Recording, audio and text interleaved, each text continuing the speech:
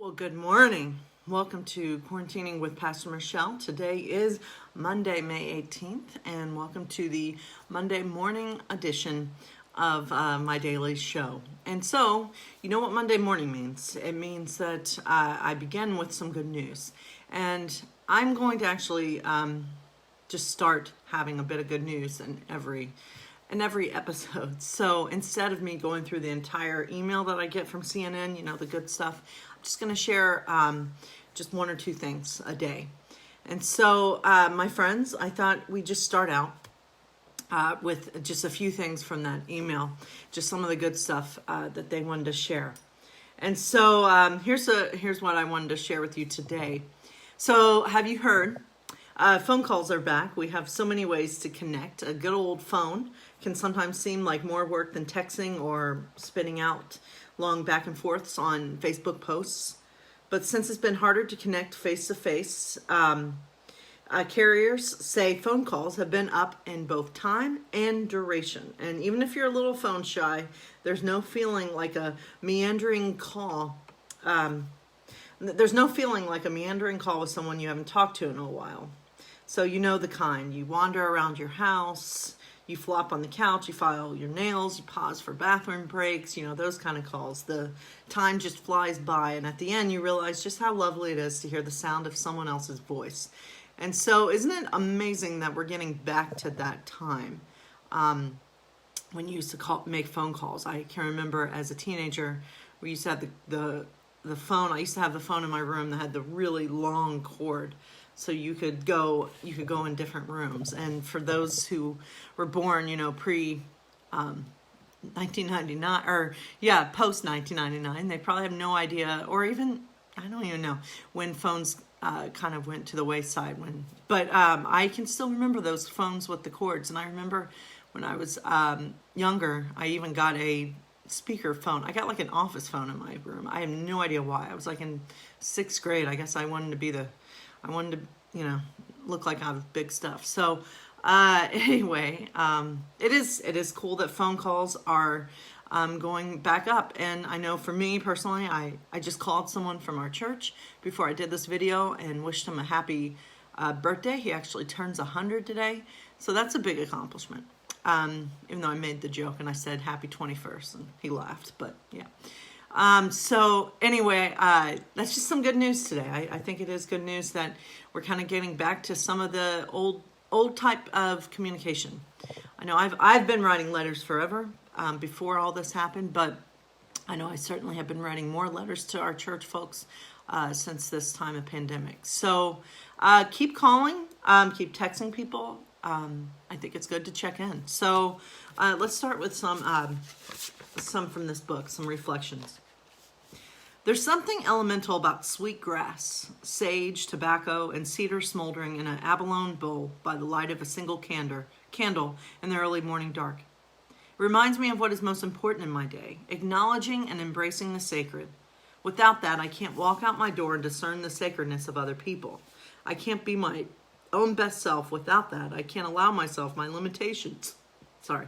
Or allow over others theirs. I can't be fair and loving and non-judgmental.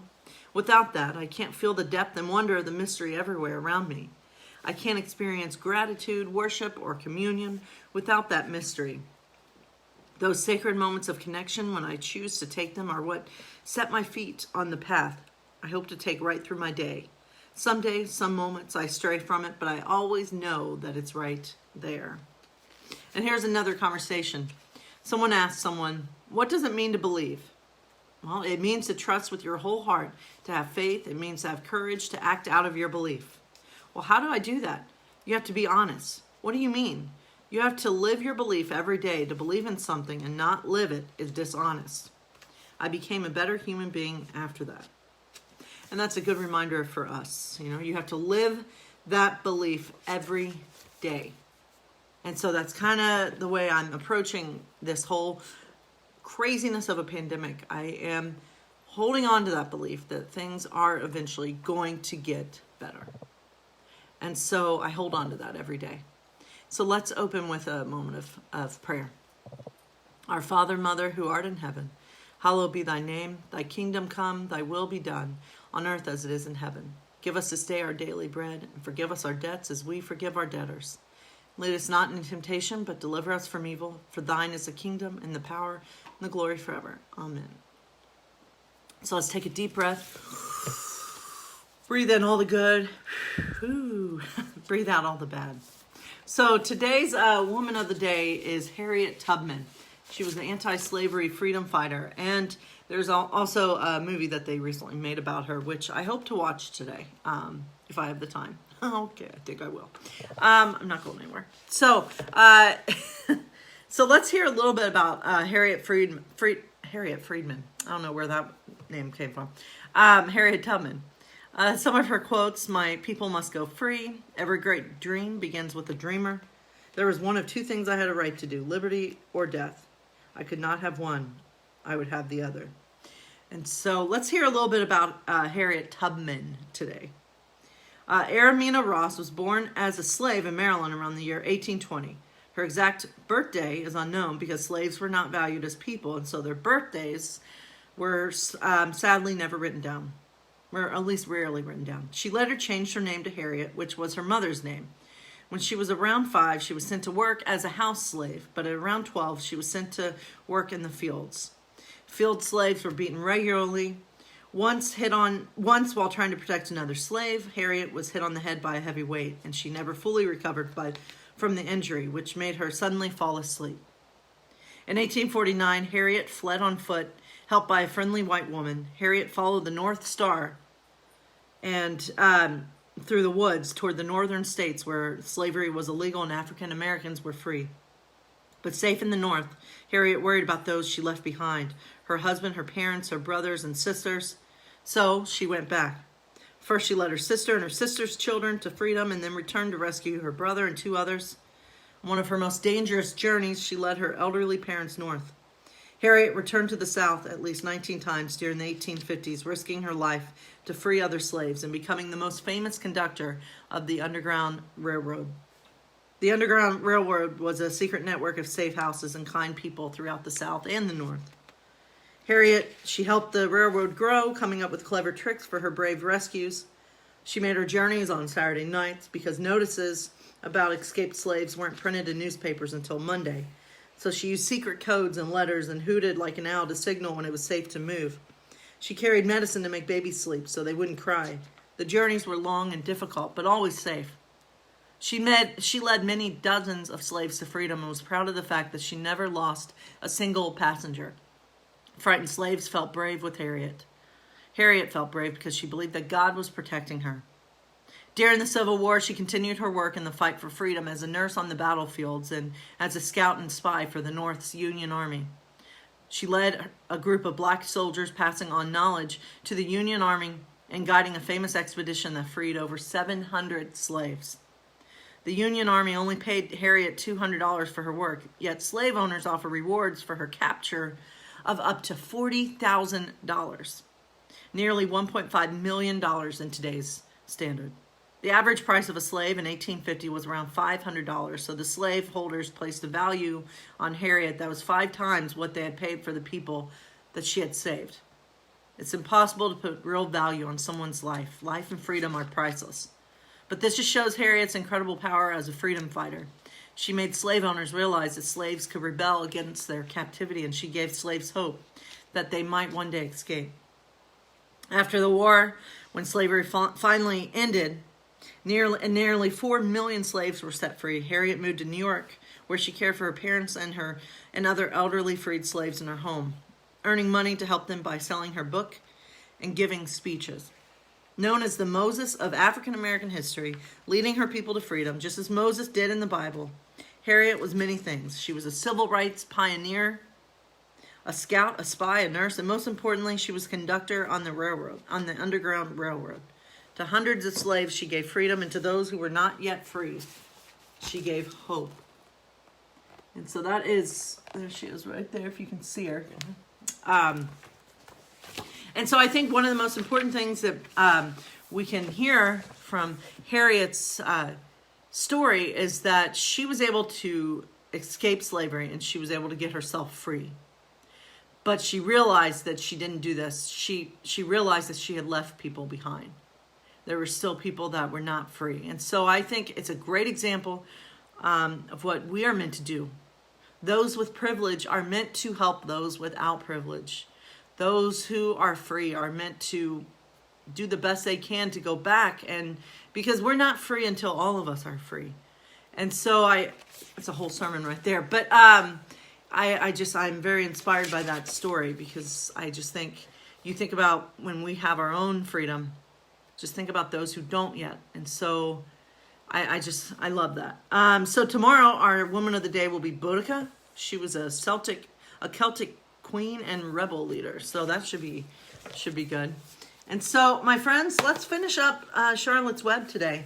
And then tomorrow, as I said yesterday, I think, we're gonna start Hunger Games. And so I'm excited for that. And so let's finish up Charlotte's Web, though. And I'm sure it's gonna end sad. Well, we already had Charlotte die, so previously on Charlotte's Web. So let's finish it up. And so Wilbur came home to his beloved manure pile in the barn cellar. It was a strange homecoming. Around his neck he wore a Medal of Honor, and in his mouth he held a sack of spider's eggs. There's no place like home, Wilbur thought as he placed Charlotte's 514 unborn children carefully in a safe corner. The barn smelled good. His friends, the sheep, and the geese were glad to see him back. The geese gave him a noisy welcome. Congratulations, they cried. Nice work. Mr. Zuckerman took the medal from Wilbur's neck and hung it over a nail over the pig pen, where visitors could examine it. Wilbur himself could look at it whenever he wanted to. In the days that followed, he was very happy. He grew to a great size. He no longer worried about being killed, for he knew that Mr. Zuckerman would keep him as long as he lived. Wilbur often thought of Charlotte. A few strands of her old web still hung in the doorway. Every day, Wilbur would stand and look at the torn, empty web, and a lump would come to his throat. No one had ever had such a friend, so affectionate, so loyal, and so skillful. The autumn days grew shorter. Lurvy brought the squashes and pumpkins in from the garden and piled them on the barn floor where they wouldn't get nipped on frosty nights. The maples and birches turned bright colors, and the wind shook them, and they dropped their leaves one by one to the ground. Under the apple trees in the pasture, the red little apples lay thick on the ground, and the sheep gnawed them, and the geese gnawed them, and the foxes came in the night and sniffed them. One evening, just before Christmas, snow began falling. It covered house and barn and fields and woods. Wilbur had never seen snow before. When morning came, he went out and plowed the drifts in his yard for the fun of it. Fern and Avery arrived, dragging a sled. They coasted down the lane and onto the frozen pond in that pasture. Coasting is the most fun there is, said Avery. The most fun there is, retorted Fern, is when the Ferris wheel stops and Henry and I are in the top car, and Henry makes the car swing and we can see everything for miles and miles. Goodness, are you still thinking about that old Ferris wheel, said Avery in disgust. The fair was weeks ago. I think about it all the time, said Fern, picking snow from her ear. After Christmas, the thermometer dropped to 10 below zero. Cold settled on the world. The pasture was bleak and frozen. The cows stayed in the barn all the time now, except on Sunday mornings when they went out and stood in the barnyard in the lee of the straw pile. The sheep stayed near the barn, too, for protection. When they were thirsty, they ate snow. The geese hung around the barnyard the way boys hang around a drugstore. And Mr. Zuckerman fed them corn and turnips to keep them careful. Keep them cheerful, not careful. Many thanks, they always said when they saw food coming. Templeton moved indoors when winter came. His ratty home under the pig trough was too chilly, so he fixed himself a cozy nest in the barn behind the grain bins. He lined it with bits of newspapers and rags, and whenever he found a trinket or a keepsake, he carried it home and stored it there. He continued to visit Wilbur 3 times a day, exactly at mealtime, and Wilbur kept the promise he had made. Wilbur let the rat eat first. Then, when Templeton couldn't hold another mouthful, Wilbur would eat. As a result of overeating, Templeton grew bigger and fatter than any rat you ever saw. He was gigantic. He was as big as a young woodchuck. The old sheep spoke to him about his size one day. You would live longer if you ate less, said the old sheep. And there's fat old Templeton right there. Who wants to live forever? I'm naturally a heavy eater, and I get untold satisfaction from the pleasures of the feast, Templeton said. He patted his stomach, grinned at the sheep, and crept upstairs to lie down. All winter, Wilbur watched over Charlotte's egg sack as though he were guarding his own children. He had scooped out a special place in the manure for the sack next to the board fence. On very cold nights he lay so that his breath would warm it. For Wilbur, nothing in life was so important as this small round object. Nothing else mattered. Patiently he waited at the end of winter and the coming of the little spiders. Life is always a rich and steady time when you are waiting for something to happen or to hatch. The winter ended at last. I heard the frogs today, said the old sheep one evening. Listen, you can hear them now. Wilbur stood still and cocked his ears. From the pond in shrill chorus came the voices of hundreds of little frogs. Springtime, said the sheep. Another spring. As she walked away, Wilbur saw a new lamb following her. It was only a few hours old. The snows melted and ran away. The streams and ditches bubbled and chattered with rushing water. A sparrow with a streaky breast arrived and sang. The light strengthened, the morning came sooner. Almost every morning there was another new lamb in the sheepfold. The goose was sitting on 9 eggs. The sky seemed wider and a warm wind blew. The last remaining strands of Charlotte's old web floated away and vanished. One Sunday morning after breakfast, Wilbur stood watching his precious sack. He wasn't thinking of anything much. As he stood there, he noticed something move. He stepped closer and stared. A tiny spider crawled from the sack. It was no bigger than a grain of sand, no bigger than the head of a pin. Its body was gray with a black stripe underneath. Its legs were gray and tan. It looked just like Charlotte. Wilbur trembled all over when he saw it. The little spider waved at him. Then Wilbur looked more closely. 2 more little spiders crawled out and waved. They climbed round and round on the sack, exploring their new world. Then 3 more little spiders. Then 8. Then... Sorry, I was looking at my... Okay. Then 8, then 10. Charlotte's children were here at last. Wilbur's heart pounded. He began to squeal. Then he raced in circles, kicking newer into the air. He did a backflip. Then he planted his front feet and came to a stop in front of Charlotte's children. Hello there. The first spider said hello, but its voice was so small Wilbur couldn't hear it. I'm an old friend of your mother's, Wilbur said. I'm glad to see you. Are you all right? Is everything all right? The little spiders waved their forelegs at him. Wilbur could see by the way they acted that they were glad to see him. Is there anything I can get you? Is there anything you need? The young spiders just waved. For several days and several nights, they crawled here and there, up and down, around and about, waving at Wilbur, trailing tiny drag lines behind them, exploring their home. There were dozens of them. Wilbur couldn't count them, but he knew that he had a great many new friends. They grew quite rapidly. Soon, each was as big as a BB shot. They made tiny webs near the sack. Then came a morning when Mr. Zuckerman opened a door on the north side. A warm draft of rising air blew softly through the barn cellar. The air smelled of the damp earth, of the spruce woods, of the sweet springtime. The baby spiders felt the warm updraft. One spider climbed to the top of the fence and did something that came as a great surprise to Wilbur. The spider stood on its head, pointed its spinnerets in the air, and let loose a cloud of fine silk. The silk formed a balloon. As Wilbur watched, the spider let go of the fence and rose into the air. Goodbye, it said as it sailed through the doorway. Wait a minute, Wilbur said. Where do you think you're going? But the spider was already out of sight. Then another spider crawled to the top of the fence, stood on its head, made a balloon, and sailed away. Then another spider, then another. The air was soon filled with tiny balloons, each balloon carrying a spider. Wilbur was frantic. Charlotte's babies were disappearing. Come back, children. Goodbye, goodbye. At last, one little spider took time enough to talk to Wilbur before making its balloon. And there they are, making the spider balloons. We're leaving here on the warm updraft. This is our moment for setting forth. We're aeronauts, and we are going out into the world to make webs for ourselves. But where? Wherever the wind takes us. High, low, near, far, east, west, north, south. We take to the We take to the breeze. We go as we please.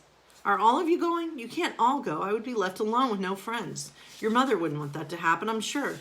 The air was now so full of balloonists that the barn cellar looked almost as though a mist had gathered. Balloons by the dozen were rising, circling, and drifting away through the door, sailing off on the gentle wind. Cries of goodbye came weakly to Wilbur's ears. Couldn't bear to watch any more. In sorrow he sank to the ground and closed his eyes. It seemed like the end of the world to be deserted by Charlotte's children. Wilbur cried himself to sleep. When he woke, it was late afternoon. He looked at the egg sack. It was empty. He looked into the air. The balloonists were gone. Then he walked drearily to the doorway where Charlotte's web used to be. He was standing there thinking of her when he heard a small voice. Salutations, it said. I'm up here. So am I, said another tiny voice. So am I. 3 of us are staying. We like this place, and we like you. Wilbur looked up at the top of the doorway. 3 small webs were being constructed. On each web, working busily, was one of Charlotte's daughters. Can I take this to mean that you have definitely decided to live here in the barn cellar, and I'm going to have 3 friends? You can indeed, said the spiders.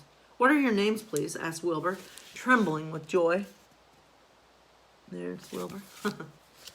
Our names? I'll tell you my name, replied the first spider, if you'll tell me why you're trembling.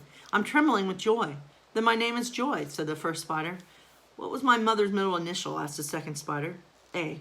Then my name is Ariana, said the second spider. How about me, said the third spider. Will you just pick out a nice, sensible name for me? Something not too long, not too fancy, and not too dumb? Wilbur thought hard. Nellie? He suggested. Fine, I like that very much, said the third spider. You may call me Nellie. She daintily fastened her oar-blind to the next spoke of the web. Wilbur's heart brimmed with happiness. He felt that he should make a short speech on this very important occasion. Joy, Ariana, Nellie, welcome to the barn cellar. You have chosen a hollow doorway from which to string your webs. I think it is only fair to tell you that I was devoted to your mother. I owe my very life to her. She was brilliant, beautiful, and loyal to the end. I shall always treasure her memory. To you, her daughters, I pledge my friendship forever and ever. I pledge mine, said Joy. I do too, said Ariana. And so do I, said Nellie, who had just managed to catch a small gnat. It was a happy day for Wilbur, and many more happy, tranquil days followed. As time went on, and the months and years came and went, he was never without friends. Fern did not come regularly to the barn anymore. She was growing up and was careful to avoid childish things like sitting on a milk stool near a pig pen. But Charlotte's children and grandchildren and great-grandchildren, year after year, lived in that doorway. Each spring there were new little spiders hatching out to take the place of the old. Most of them sailed away on their balloons, but always 2 or 3 stayed and set up a housekeeping in the doorway. Mr. Zuckerman took fine care of Wilbur. All the rest of his days in the pig was often visited by friends and admirers, for nobody ever forgot the year of his triumph and the miracle of the web. Life in the barn was very good, night and day, winter and summer, spring and fall, dull days and bright days. It was the best place to be, thought Wilbur, this warm, delicious cellar, with the garrulous geese, the changing seasons, the heat of the sun, the passage of swallows, the nearness of rats, the sameness of sheep, the love of spiders, the smell of manure, and the glory of everything. Wilbur never forgot Charlotte. Although he loved her children and grandchildren dearly, none of the new spiders ever quite took her place in his heart.